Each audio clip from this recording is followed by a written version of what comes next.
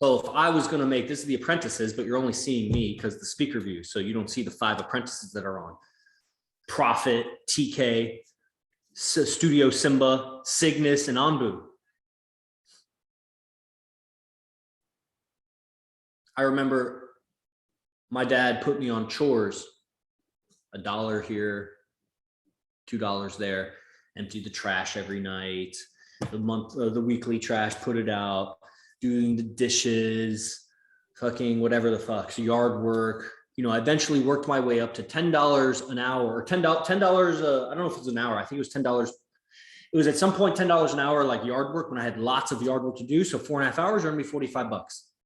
Fucking pitchforking mulch and shit, and whacking down trails. Mowing the lawn was like a flat rate or whatever. But that was like when I was 14, 15, 16.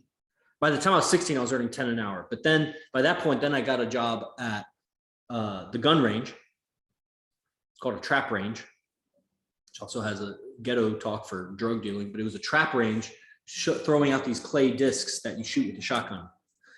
And I would sit in there and load it with discuses. So I'm underground in this bunker loading these fucking clay pigeons on this machine that's and throwing these, and people over my head are shooting shotguns at these clay pigeons, but I'm in a bunker.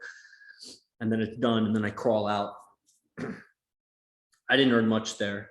I earned a lot of money there, but not much per hour. It was like $7 an hour or something at the time. I don't remember. And I was mowing lawns on the side, but I was also wrestling and everything. Like, it was just what I did with all my time. And, then I went to university. Now, this is where it got easy because I got school loans, and I wasted a lot of school loan money at the casinos. And, but I also invested in getting weed. And so then I would sell weed just to break even. And eventually I ended up selling $1 million of weed. That also, I was at the peak paying my bills with it, paying my rent with it, and having just enough to smoke. I wasn't making any. Then maybe because of the cash flow, I could spend extravagantly. So I might buy a hotel room with the girl for like 2 nights or something. I remember doing that once or twice. I only had a girlfriend like for a short period through all that. So I definitely was wasteful with money, but man, did I hustle. I was the best because I had the best connect, and I was the best communicator, and so ethical, and, sharp. All these other drug dealers were fucking drug dealers. I was like a Division I wrestler, scholar, selling weed to get by on my own habits or whatever. Occasionally sold some other things, but really it was weed. And then I would eventually worked my way up through education. Now, white America I was 273 out of 273 out of like 360. That was my rank in my class graduating in high school. 270 out of like 370. So you figure that out.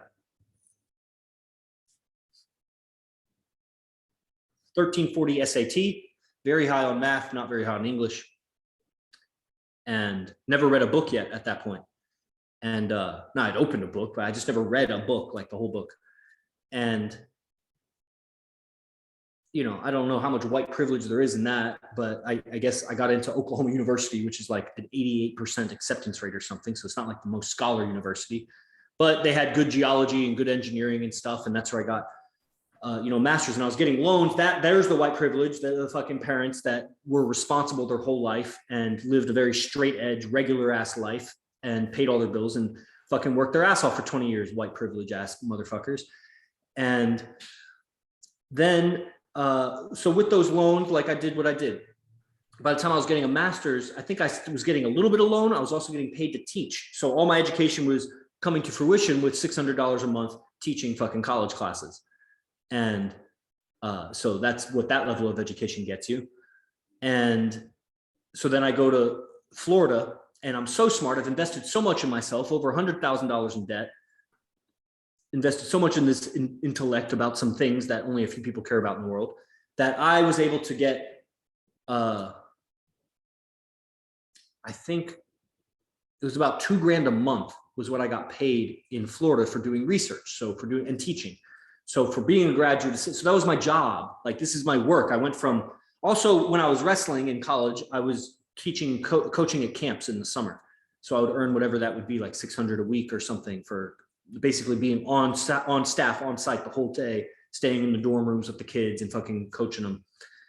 And did that for however many weeks I could get booked over the summer. Hard work. Even in college, when I was selling weed, I started a lawn mowing business for myself for 2 years. Got my own mowers, got my own weed whackers, would fucking go door to door, went door to door, and fucking mowed lawns while I had a girlfriend or whatever. So that was my job.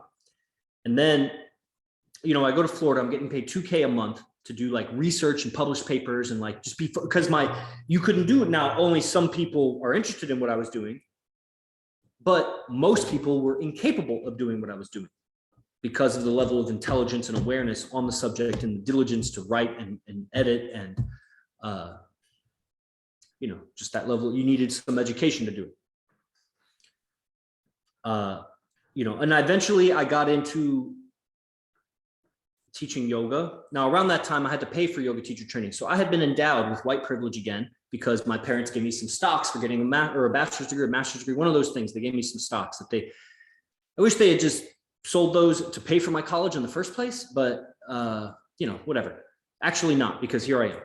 So they gave that to me, whatever it was, like 30 grand. And it's like, whoa, they thought I was going to put a down payment for a house or something. No, I sold 5 grand for yoga teacher training. So then I've made way more than 5 grand teaching yoga. So that was a smart investment. Plus I love it. It got me deep in it. It got me connected with a lot of great yogis, whatever. The rest of that I used for travel to and from and paying for trainings with Arash Bazaar and Vince Kelvin, mostly towards Arash, but some of their all of their collaborations, but the money was less for that. The money was more for his solo events with Arash. And then I was spending the money I was earning too, because I was still earning $2K a month, finishing my graduate degree, earning a little extra, teaching like up to 8 to 10 yoga classes a week at some point. And so I graduate, I finish, and I decided not to go academia. I sold all my stuff that I had accrued, and I had 11 guitars at some point. They were very nice. I had a master king bed that was very nice, big TV, all that stuff. And so I go to India. So that, of course, takes money. But at this point, I'm like flat broke. I've maxed out all my cards. I've leveraged all my white privilege to be at 15 grand debt, credit cards or something. And I'm zeroed out. And I spent my last money on a ticket to India. And then I show up late to the airport and they won't let me in. And I end up having to buy another ticket. Long story short, I have to buy another ticket one way. So there's the last of my money. Now I have $300 while I'm in India for 3 months. And at some point I ended up asking my parents for a little bit more money, and they gave me like $300 so I could eat more, but I couldn't get a scooter or anything. I just walked everywhere. And so I come back and I start cold calling. Now, fortunately, all of my investing in IMC Nation made me good friends with Brian Casella. So Brian Casella housed me and would like buy food, and I would offer him a little bit of money sometimes when I had it, but he would never accept it, and he just paid for everything. So that was my sugar daddy. Shout out to Brian Casella. And not a sugar daddy, he's a fucking brother, because it'll come back to him tenfold. So, and then my parents would help me. I'd stay with them for a couple months. I stayed with my girlfriend in Florida for a couple months. And meanwhile, I'm calling and booking events, and I go and I make my money. I made like 12 grand the first year touring and teaching yoga. And I made 32 grand the next year and 32 grand again. But I was getting more, it was getting more fluid. I had the apprentices, that was my hustle. I was hustling with that. Meanwhile, I was also doing my silent flute, which was pulling in less. Sometimes I had big months that would even surpass my travel yoga. Sometimes it was really nice because my travel yoga would dry out. I didn't know how to keep my sales funnel filled so that it was a continuous stream. Because when I was traveling and teaching, I had less time to call and book events and do all the flyers and all the work myself, like just nonstop. And so it was nice to have that regular little bit of stream from the silent flute online yoga mentorship that would, help me out on those times of dry spells. But eventually I got the system down well enough, and I invested everything in training with Arash, that Arash appoints me some position to earn a little bit of money if I just collect some guys to do some stuff. And so I earn a little bit of extra doing that. I ended up getting to my events aren't really costing me money because I pay to go and I can make money while I'm there, and it kind of evens out. And then a big investment, 25 grand I got to do. And I don't have any money. I fully leveraged myself. I've managed to save up about 2 grand teaching all my yoga. And of course I had plans for that 2 grand, but then a 25K event happens. I can't not do it. I can't let someone else do it before me and I don't do it. So I have a relationship that she had some resources, and I had benefited her so greatly with all the teachings of Arash for 3 years that I compelled her that you must do this, or like, you don't support me. I need to go make it because you're holding me back. If you're not going to support me in this, I could definitely have more money on hand right now if I wasn't in this relationship. So just know that, and so she has to face that. And so she invested. And to this day, she thanks me that she got the chance to invest in me training, because now she's got me still, that means a lot. Even if we're not together, she's got access to me. And this is real value. I didn't burn the money or flush it down the toilet. I paid somebody that gave me some real value that you're getting to listen to right now. It's in what I'm saying. You can't say what I'm saying. Even if you had the same story, you wouldn't say it the same way. That's Miracle Prophet's gift. So I leverage the relationship, and that shows like a real application of the technology of what we're learning. The real leverage of the human for the betterment of themselves, of the family unit, of the relationship. Because what's she going to do with all that extra money? I'm going to do something that's going to benefit the relationship with that money. This is where the money should be going. And so then I get a more full position. My position gets more solidified. I get offered to do the same commission, but like really, really do that. And so now I have 3 businesses. I'm running my online yoga, my travel yoga, and this IMC business, and they're all earning about equal portions. So I'm invested in all 3, divided into all 3, working around the clock all the time. And fast forward, COVID hits, yoga business goes out the door, a little bit of online yoga, and really just focus on IMC business and pulling guys into this. Well, I practice yoga. I love yoga. So that's been the evolution of it. And then I just kept growing it, and I kept finding guys, and I kept pulling them in, and I kept building the system to nurture them. And with the emails and my notes, I just leveraged the skills that I had, that I knew what to do, because I don't have a business degree. I have 3 degrees in something else. I did wrestling, like didn't have to sell myself or sell some services of someone else or whatever. But it kept growing. That first month I earned like whatever, $4,000 or something. Last month I earned much more than that. And, now learning how to manage money. What do I do with my money? How to be legit with everything that I'm doing. And it's been just, and I'm 35 now, and it's that all the way from doing $1 a fucking week for emptying the garbage in my fucking parents' house. And, where's it going to be in the future? I don't know. I see guys that are also working some sales lists for me. I can get you to be getting in communication with those people and be pushing and developing the language to funnel those guys in, so that it further pushes me out of the lifestyle of always being behind a computer, always doing accounting, always texting and messaging with people. And maybe it's going to be a long time before that's out of the way, but I like messaging with people and having conversations and getting deeper in this stuff. So I'm living the life that I want. That doesn't mean I'm where I want to be, but I see that it's a step in the direction of where I want to be. And that's where I'm going. That's what I'm doing.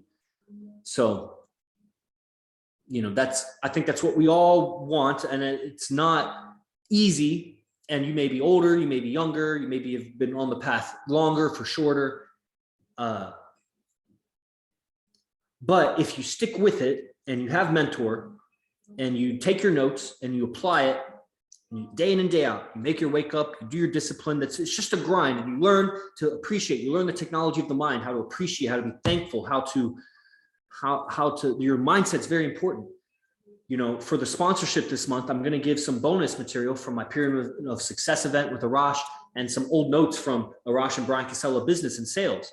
Because I want the guys that invest $2K that are coming, like Profit, the guys that are investing $2K to come are going to get higher business knowledge also. I just want to give bonuses, because even the guardians here, or the guys that, are coaches or whatever, like if they don't want to invest the 2K, they don't get the bonuses. Now, I only have so much bonus I can give, because the real value is Arash. That's why I'm able to do what I do, because it's not that I'm leveraging myself. I'm leveraging something else. It'd be like holding a nuclear warhead on your backpack.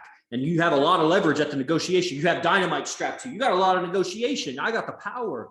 And, that's what this is like. So incentivizing with my notes about things or lectures from my product. It is a Rosh lecture or whatever. It's very persuasive, but really it's the 2K investors for the sponsorship gets you the, IMC origins information. It's esoteric symbolism that's going to change you. And the people that are attending and they're around each other, they're going to feel much more bonded, and they'll have a secret, they'll have a conspiracy, and the information will be leaked out possibly through the grapevine or through podcasting or whatever. But I think there'll also be a non-disclosure that you'll have to sign. That'll be something to the effect of, you're not going to share this information. Even if you live with somebody who didn't do the event, you don't share it with them. And so that's very exciting. You know, that's what it was, that original Tabiat event that I got. I leveraged my relationship, 25 grand, 23 grand to do the event, and worked out a payment plan with the Rosh or whatever. 23 grand. So that was a mark, you know, that's something one of my housemates got a relationship and he leveraged it. So he's paying for sponsorship and he's coming. And that girl is more bonded to him. He's more bonded to this lifestyle. Everybody's more bonded. And it's not about using women for their money. It's about connecting with a woman. What is she using her money for? She living that independent life. We have a whole philosophy behind it. A lot of science, all the way down to the root core of existence and all the way back up again to modern day culture. And it makes sense throughout.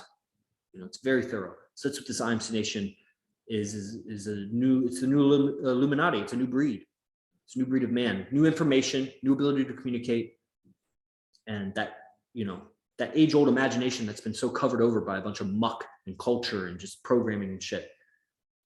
We unleash that. We're philosophers, living philosophers. Okay, so that's the recording for this. I'll go back to teaching the apprentices, and that's what you all got to see of the mindset for today. Oh, it didn't click record. Okay, we'll click the link in the description so you sign up.